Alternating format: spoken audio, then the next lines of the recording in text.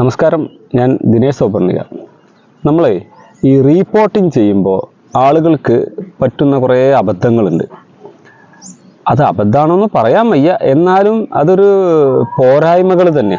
കാരണം ഈ വീഡിയോ യൂട്യൂബിൽ കണ്ടിട്ട് ചെയ്യുമ്പോൾ ഉണ്ടാകുന്ന ചില പ്രശ്നങ്ങൾ. ഞാൻ ചെയ്യുന്ന വീഡിയോ നിങ്ങളൊന്ന് ആലോചിച്ച് നോക്കുക, മനസ്സിലാക്കുക, എന്നിട്ട് നിങ്ങൾക്ക് ഉപകാരപ്പെടുമെന്ന് തോന്നുന്നുണ്ടെങ്കിൽ മാത്രം ചെയ്ത് നോക്കുക കേട്ടോ. ഇപ്പോൾ നോക്കുക, ഒരു പ്ലാന്റ് ഫ്ലവർ ഉള്ളതാണ്. അത് വെയിൽ കൂടിയിട്ട് നന കുറഞ്ഞിട്ട് ഇതിൻ്റെ കോഡക്സ് ഭാഗം കുറച്ചൊന്ന് ചുങ്ങിപ്പോയിട്ടുണ്ട്, കാണാം. ചെറുതായിട്ട് ഉള്ളിലേക്ക് വലിഞ്ഞിട്ടുണ്ട്. ചെടിക്ക് കേടൊന്നുമില്ല, നല്ല ചെടിയാണ്. ഒരു പിങ്ക്, സാധാരണ പിങ്ക് വെറൈറ്റിയാണ്, നിറയെ ബ്രാഞ്ചുള്ളൊരു വെറൈറ്റി. ഇത് ഞാൻ റീപോർട്ട് ചെയ്യണം കേട്ടോ. ഞാൻ ചെയ്യുന്ന റീപോർട്ടിങ് ഈ ചെടി തട്ടിയെടുക്കുകയായിരുന്നു.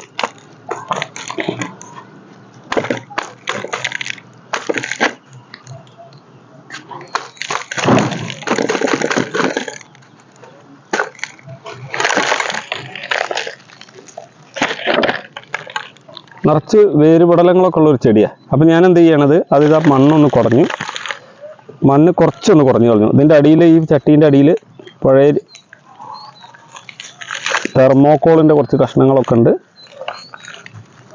അപ്പോൾ കുറച്ച് മണ്ണ് കുറഞ്ഞു കളഞ്ഞിട്ടുള്ളൂ കേട്ടോ, വേറൊന്നും ഞാൻ ചെയ്തിട്ടില്ല. നല്ല വേരുപടലങ്ങൾ അതിലുണ്ട്. നോക്കുക, നല്ല വേര്. വെള്ളമില്ലാത്തത് കൊണ്ട് ഒന്ന് ഡ്രൈ ആയതാണ്. അപ്പം ഞാൻ മുഴുവൻ മണ്ണ് കളയുന്നില്ല. അപ്പോൾ ഇതാണ് നമ്മളുടെ റീപോർട്ട് ചെയ്യാൻ ഉദ്ദേശിക്കുന്ന ചെടി. ഇതിൻ്റെ കോഡക്സ് ലേശം ചുങ്ങിയ പോലെ ഉണ്ട്. ഇത് നനഞ്ഞിട്ട് ചുങ്ങിയതല്ല, വെള്ളത്തിൻ്റെ കുറവ് കൊണ്ട് ചെറുതായതാണ്. നല്ല വേരുപടലുണ്ട്. അപ്പം ഞാനിത് നന്നായി കഴുകുക, പൊട്ടിക്കുക ഒന്നും ചെയ്യുന്നില്ല കേട്ടോ. ഞാനത് തൽക്കാലം അവിടെ വെച്ചു. എടുത്തിട്ട് നമ്മളുടെ വലിയൊരു ചട്ടി എടുത്തു. ആ ചട്ടിയിലേക്ക് കുറച്ച് ഈ ടെറസിലിട്ട് ഉണക്കിയെടുത്ത മണ്ണ്, അടിയിലൊരു ലെയർ മണ്ണിട്ടു.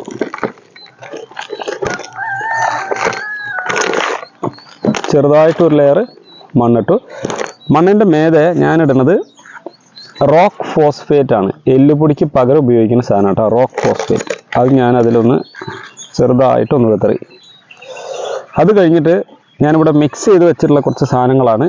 എല്ലുപൊടി പിന്നെ കമ്പോസ്റ്റ് ചെയ്ത എല്ലുപൊടിയാണ് കേട്ടോ. കമ്പോസ്റ്റിലിട്ട് കുറേ കാലം പഴകിയതാണ്. അപ്പോൾ പഴകിയ കമ്പോസ്റ്റിൽ ഇതിൽ കുറച്ച് എല്ലുപൊടിൻ്റെ അംശമുണ്ട്. ഇത് ഫ്രഷ് എല്ലുപൊടി നമ്മൾ യൂസ് ചെയ്യാറില്ല, പുഴു വരാനുള്ള ഒരു സാധ്യത, ഫംഗസ് വരും. അപ്പോൾ ഞാൻ റോക്ക് ഫോസ്ഫേറ്റ് ആണ് അതിൽ ഉപയോഗിക്കുന്നത്. അപ്പോൾ ഇത് മുന്നത്തെ എല്ലുപൊടി ഇതേപോലെ ഉണക്കിയെടുത്തിട്ട്, അതായത് കമ്പോസ്റ്റിലും കൂടി ചേർത്തിട്ടുള്ള കുറച്ച് സാധനമാണ് ഇതിൽ. കമ്പോസ്റ്റ് ഉണ്ട്, ഇതിൽ വാമുണ്ട്, അതുപോലെ മണ്ണിര കമ്പോസ്റ്റാണ്. ഇത് മണ്ണിര കമ്പോസ്റ്റും എല്ലുപൊടി മിക്സ് ചെയ്ത് വെച്ചിട്ടുള്ള പഴങ്ങിയതാണ്. അതും വാമും കൂടി, ഇപ്പോൾ വാമിപ്പെട്ടതാണ്, വാമും കൂടി എടുത്തു. അതും ഒരു ലെയർ ഇതിൻ്റെ മേലൊന്ന് വിതറി കൊടുത്തു. കമ്പോസ്റ്റ് നന്നായിട്ട് ഈ മിക്സ് ഇതിൻ്റെ ഉള്ളിലിട്ടു.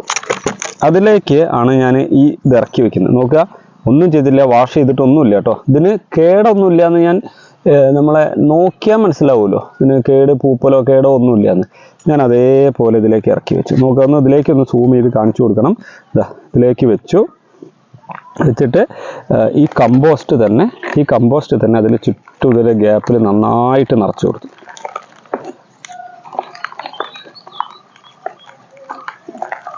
ഏകദേശം ചെറിയ ഒരു ചട്ടിയുടെ ഫുൾ ചട്ടി കമ്പോസ്റ്റാണ് ഇതിൽ ഈ ഗ്യാപ്പിൽ നിറച്ചു കൊടുത്തത്, കാണാണ്ടല്ലോ.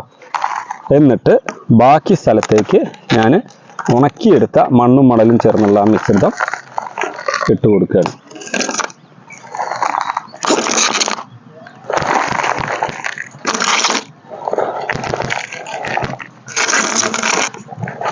നേരത്തെ കോഡക്സ് കുറച്ച് താന്ന് കണ്ട അതിനേക്കാൾ ഉയരത്തിൽ നേരത്തെ കോഡക്സ് കുറച്ച് അമർന്ന് കണ്ടു, അതിനേക്കാൾ ഉയരത്തിൽ ഞാൻ ഈ മണ്ണ് ഇതിലിട്ട് കൊടുത്തു കേട്ടോ. മണ്ണും മണലും കൂടി ഇതാണ്.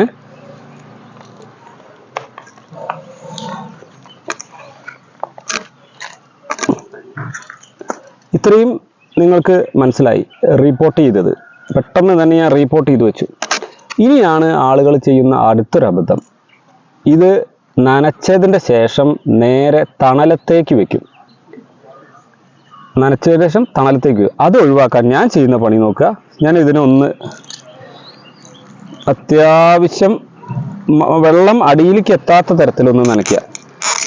ഇത് സാഫ് കൊണ്ട് നനയ്ക്കണമെങ്കിൽ നനയ്ക്കാം, അല്ല പ്ലെയിൻ വാട്ടർ ആണെങ്കിൽ പ്ലെയിൻ വാട്ടർ. ഇപ്പം ഞാൻ സാധാരണ വെള്ളം കൊണ്ടാണ് നനച്ചത് കേട്ടോ.